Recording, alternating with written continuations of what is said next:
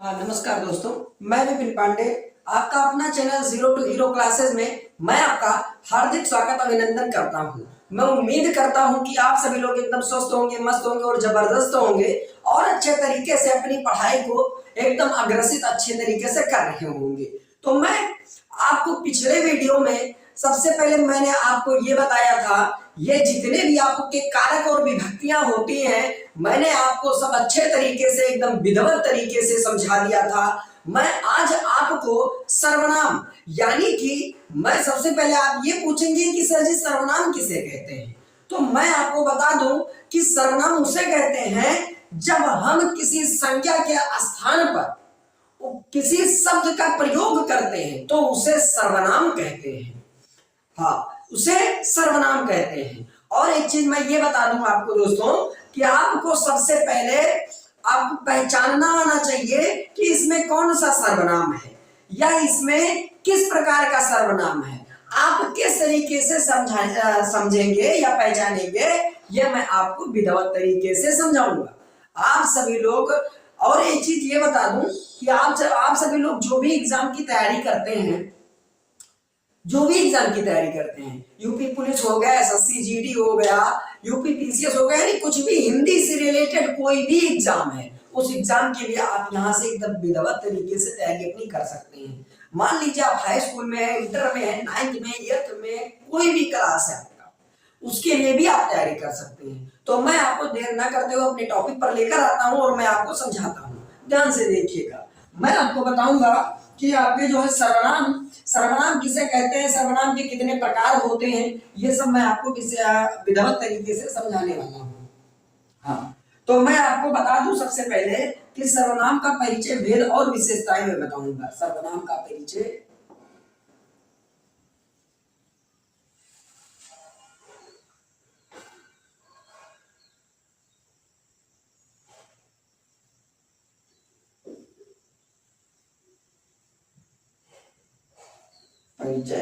भेद और विशेषताएं।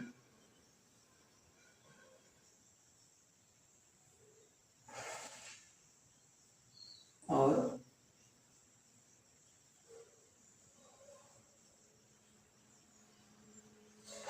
आपकी हो गया है विशेषताएं। हाँ, तो मैं आपको बताऊंगा सर्वनाम का परिचय, भेद, उसके कितने भेद होते हैं, कितने प्रकार होते हैं और उनकी विशेषताएं, ये मैं आपको अच्छे तरीके से समझाने वाला हूं। आप सभी लोग एकदम अच्छे तरीके से समझिएगा। मैं यहां पर हेडिंग डालता हूं सर्वनाम, यहां पर डालूं सर्वनाम।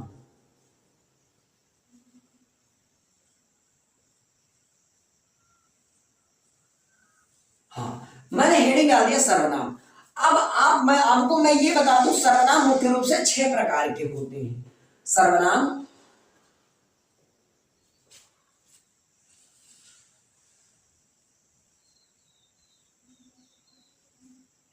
सर्वनाम मुख्य रूप से 6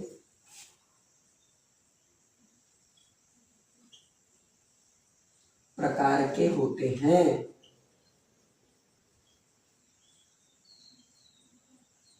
हाँ, आपके जो सर्वनाम होते हैं ये 6 प्रकार के होते हैं।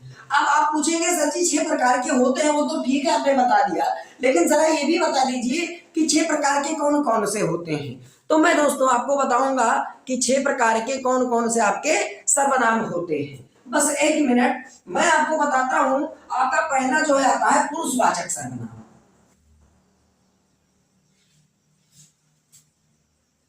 पहला है आपका पुरुषवाचक सर्वनाम।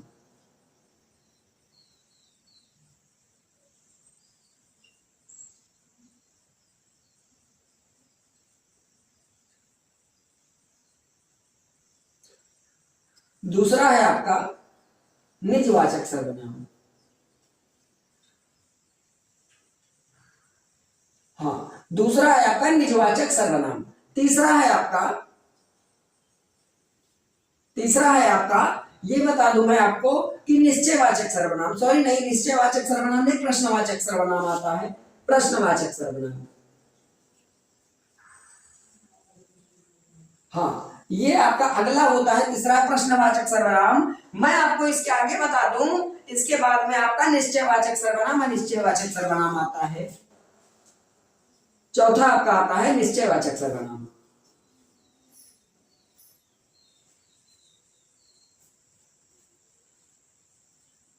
हाँ, यह आपका हो गया निश्चयवाचक सर्वनाम। इसके बाद में आपका आता है अनिश्चयवाचक सर्वनाम। पांचवा हो गया आपका अनिश्चयवाचक सर्वनाम।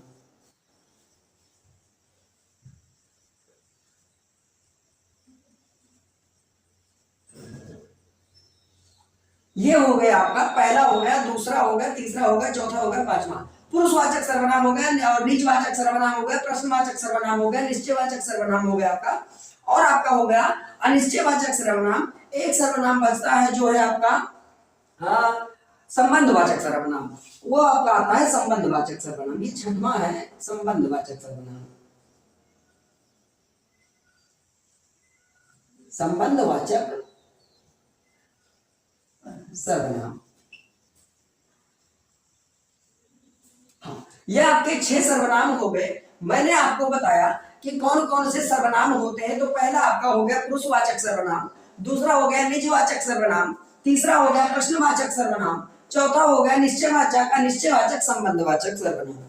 ये आपके 6 प्रकार सर्वनाम के होते हैं। अब मैं आपको सबसे पहले ये बताऊंगा कि पुरुषवाचक सर्वनाम, एक एक को हेडिंग लेकर मैं डिफाइन करते हुए चलूंगा। तो मैं आपको बताऊंगा कि पुरुषवाचक जो सर्वनाम होते हैं ये किस प्रकार से आप पहचानेंगे। कोई भी शब्द देखते ही आप पहचान जाएंगे कि ये कौन सा सर्वनाम है। यानी कि मैं पुरुषवाचक सर्वनाम के बारे में बताऊंगा किस तरीके से आप इसे पहचानते हैं। तो यहां पर हेडिंग डालते हैं पुरुषवाचक सर्वनाम।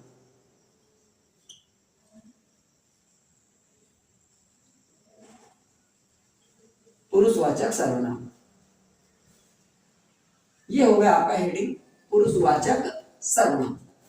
तो मैं आपको बताऊंगा कि पुरुषवाचक सर्वनाम आप किस तरीके से पहचानते हैं। जहां पर ये आपका शब्द किसी भी नर जाति या पुरुष के जगह के नाम की या किसी वस्तु के नाम पर इसका प्रयोग किया जाता है।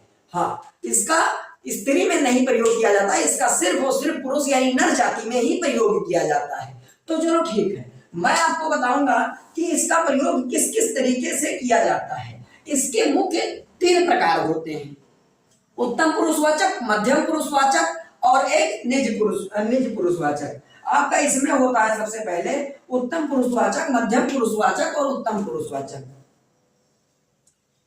पहला आपका आता है इसमें उत्तम पुरुषवाचक,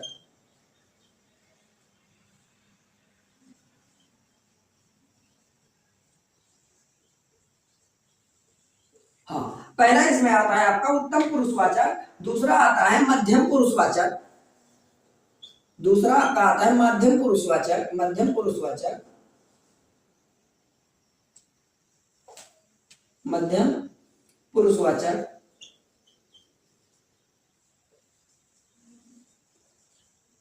और आपका तीसरा आता है अन्य पुरुषवाचक।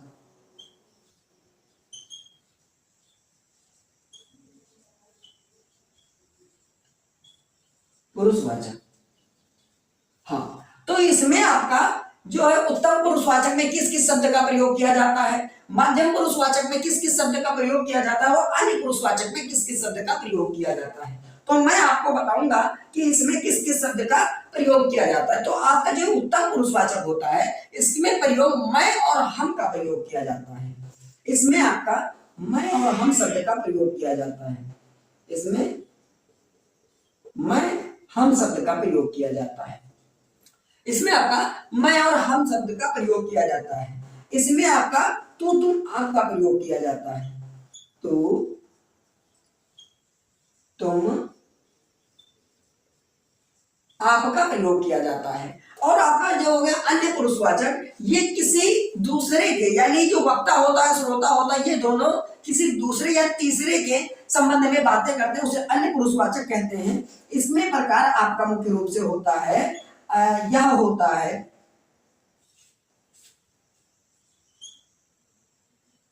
यह होता है, वह होता है, ये होता है, वे होता है। इसमें इन सारे शब्द का प्रयोग किया जाता है। तो आपको मैंने ये बताया, किस तरीके से समझाया। मैंने आपको सर्वनाम बताया कि सर्वनाम क्या होते हैं, सर्वनाम किसे कहते हैं। सर्वनाम का ही मुख्य रूप से यही मतलब होता है, शाब्दिक अर्थ यही होता है सबका नाम, यानी सर्वनाम। सर्व का जब आप संधि विच्छेद करेंगे तो सबसे पहले आपका आएगा सर्वधन नाम, यानी सबका, सर्व मतलब हो गया सबका, नाम मतलब तो आप जानते ही हैं नाम होता है। तो मैंने आपको बताया कि सर्वनाम मुख्य रूप से 6 प्रकार के होते हैं। 6 प्रकार मैंने बताया। सबसे पहले पहला होता है पुरुषवाचक सर्वनाम, दूसरा निजवाचक सर्वनाम, तीसरा प्रश्नवाचक सर्वनाम, चौथा निश्चयवाचक सर्वनाम, पांचवा आपका होता है निश्चयवाचक सर्वनाम, छठवां होता है आपका संबंधवाचक सर्वनाम। मैंने आपको पुरुषवाचक सर्वनाम को डिफाइन किया, किस तरीके से बताया। मैंने आपको बताया पुरुषवाचक सर्वनाम जो है आपके इसके 3 प्रकार भी होते हैं। पहला हो गया आपका उत्तम पुरुषवाचक, दूसरा हो गया मध्यम पुरुषवाचक, तीसरा हो गया अन्य पुरुषवाचक। मैंने आपको बताया उत्तम पुरुषवाचक के अंतर्गत कौन कौन से शब्द आते हैं। इसमें मैं और हम आता है। मध्यम पुरुषवाचक के अंदर कौन कौन से शब्द आते हैं, इसमें मैंने आपको बताया तू तुम आप आते हैं। उसके बाद में अन्य पुरुषवाचक सर्वनाम में कौन कौन से शब्द आते हैं, मैंने आपको बताया यह वह ये वे आते हैं। तो दोस्तों मैंने आपको आज इतना फैक्ट बताया, मैं आपको नेक्स्ट फैक्ट नेक्स्ट वीडियो में बताऊंगा।